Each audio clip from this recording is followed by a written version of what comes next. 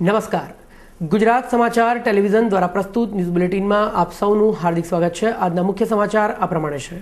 ભારતીય જનતા પક્ષમાં આંતરિક વિખવાદના કારણે મોદી બાદ જેટલી અને સુષ્મા સ્વરાજ પણ અડવાણીની રથયાત્રાથી રહેશે અલગ। સંજીવ ભટ્ટની સામે સરકારનો વાંધો કોર્ટે નકાર્યો।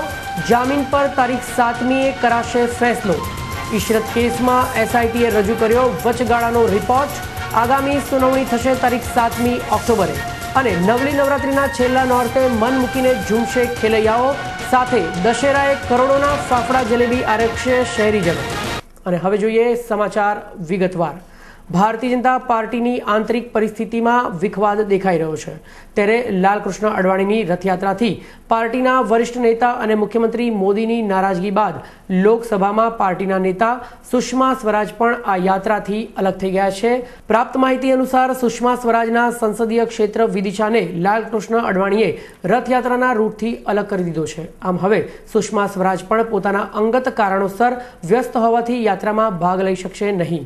ઉલ્લેખનીય છે કે ઓક્ટોબરથી સિતાબ દિયારાથી શરૂ થઈને મધ્યપ્રદેશમાં રીવાલ જિલ્લામાં 13મી ઓક્ટોબરે રથયાત્રા પ્રવેશ કરશે, જ્યારે રાજ્યસભામાં પાર્ટીના નેતા અરુણ જેટલીએ પણ પોતાને આ યાત્રાથી અલગ કરી દીધા છે, તેમ સૂત્રો પાસેથી માહિતી મળી છે।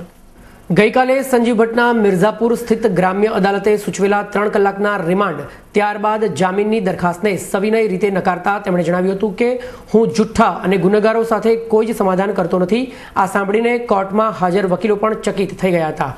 ત્યારબાદ આજે કોર્ટમાં કેસની સુનાવણી દરમિયાન તેમની ઉપસ્થિતિની જરૂરિયાત ન હોવાથી તેમને હાજર ન રાખવામાં આવ્યા અને તેમની રિમાન્ડ અરજી અંગેની સુનાવણી હવે 7મી ઓક્ટોબરના રોજ યોજવામાં આવશે તથા તેમની જામીન અરજી પણ તારીખ 7મી ઓક્ટોબરના પર મુલતવી રાખવામાં આવી છે।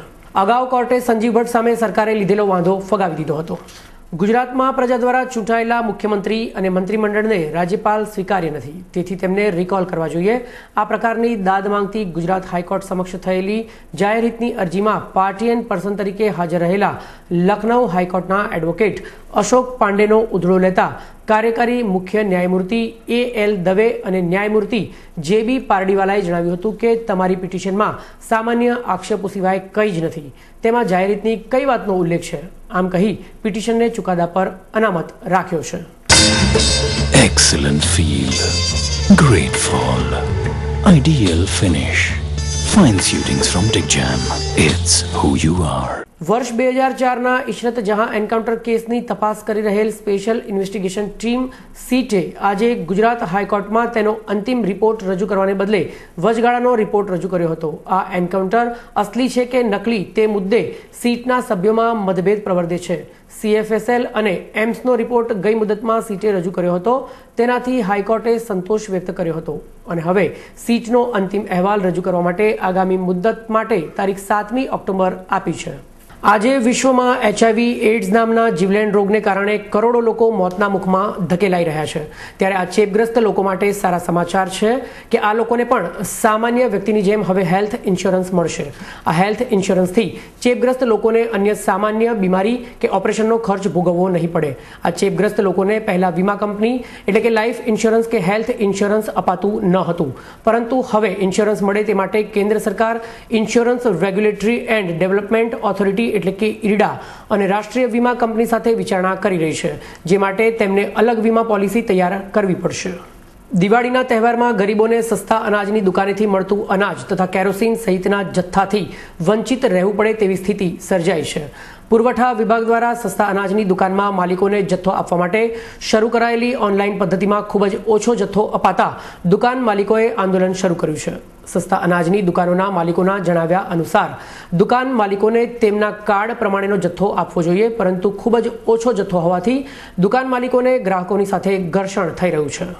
ગાંધીનગરથી નજીક રૂપાલ ગામમાં દર વર્ષે માતાજીની પલ્લી ભરવામાં આવે છે। રૂપાલમાં આવેલા વરદાયની માતાના મંદિરેથી નીકળેલી પલ્લી ગામમાં ફરીને વહેલી સવારે પાછી મંદિરે આવે છે।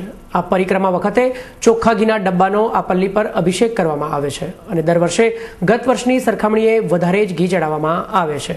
ઐતિહાસિક મહાભારતના સમયથી રૂપાલમાં વરદાયની માતાની પલ્લીનો મેળો પ્રતિવર્ષ નવરાત્રિના 9મા નોરતે યોજવામાં આવે છે। લોકવાયકા મુજબ પલ્લીનો પ્રારંભ પાંડવોએ કર્યો હતો। The art of enchantment, designs that intrigue, Fine suitings from Dick Jam. It's who you are.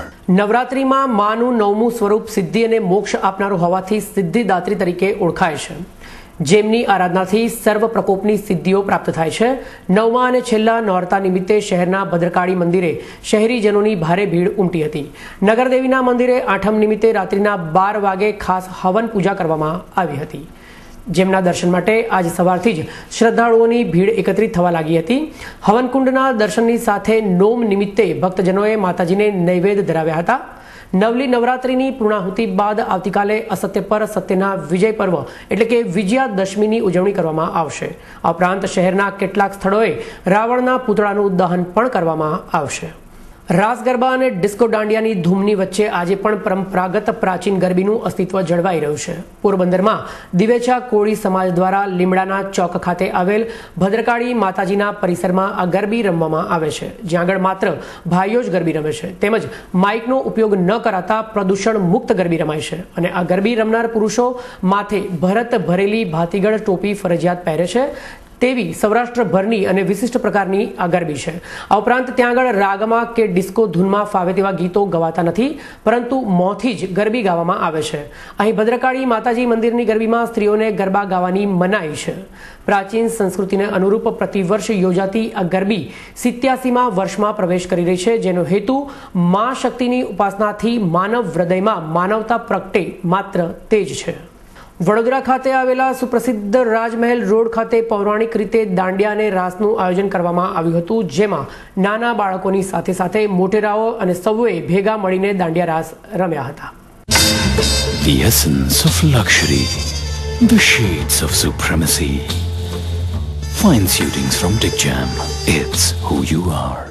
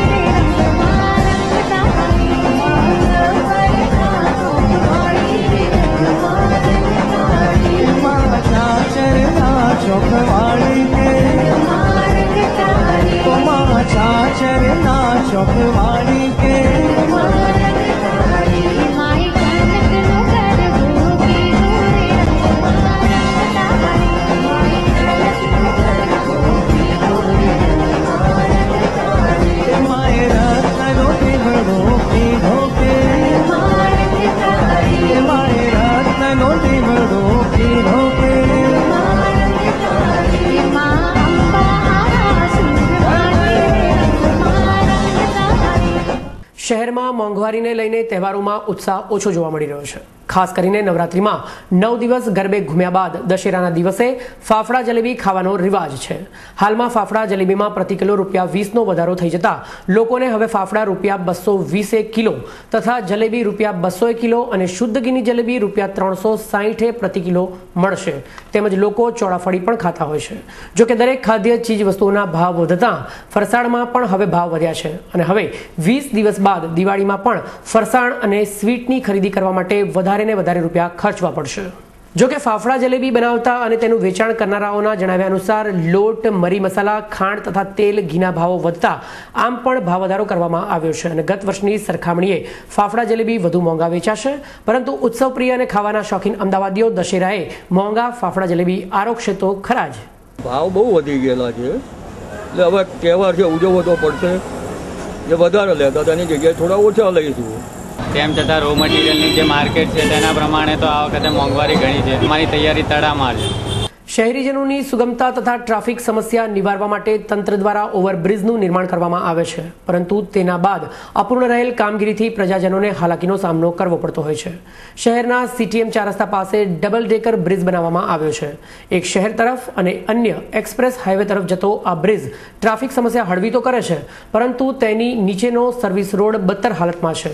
છેલ્લા કેટલાક મહિનાથી આ સર્વિસ રોડ બનાવવા રોડની સાઇડ્સ પર ખોદકામ કરવામાં આવી રહ્યું છે, પરંતુ મંદ ગતિએ ચાલી રહેલ આ કાર્ય અને ઉબડ ખાબડ રસ્તાના કારણે વાહન ચાલકોને મુશ્કેલીનો સામનો કરવો પડી રહ્યો છે.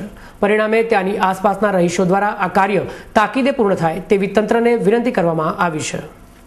खट्टी मीठी जिंदगी से ही हर खुशी You're the one for me baby you're the one for me खिल रहे हैं रंग सभी You're the one for me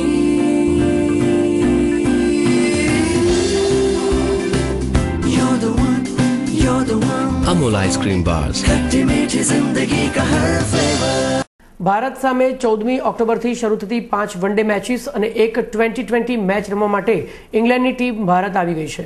England, Hyderabad, Delhi, Mohali, Mumbai અને કોલકાતામાં વનડે મેચ રમાશે. આમ વનડે શ્રેણી અગાઉ ઇંગ્લેન્ડ 8 અને 11 ઓક્ટોબરે 2 પ્રેક્ટિસ મેચ રમશે. આજે શેરબજારમાં મંદી જોવા મળી હતી. આજે સેન્સેક્સ 15,967 પર ખુલ્યો હતો. દિવસભરની વેચવાલીને પગલે સેન્સેક્સ નીચો રહ્યો હતો. દિવસ દરમિયાન સેન્સેક્સ 15,760 થી 16,044 ની વચ્ચે રહ્યો હતો. દિવસને અંતે સેન્સેક્સ 72 પોઈન્ટથી ઘટીને 15,792 પર બંધ રહ્યો હતો, જ્યારે નિફ્ટી 20 પોઈન્ટથી ઘટીને 4,751 પર બંધ રહ્યો હતો.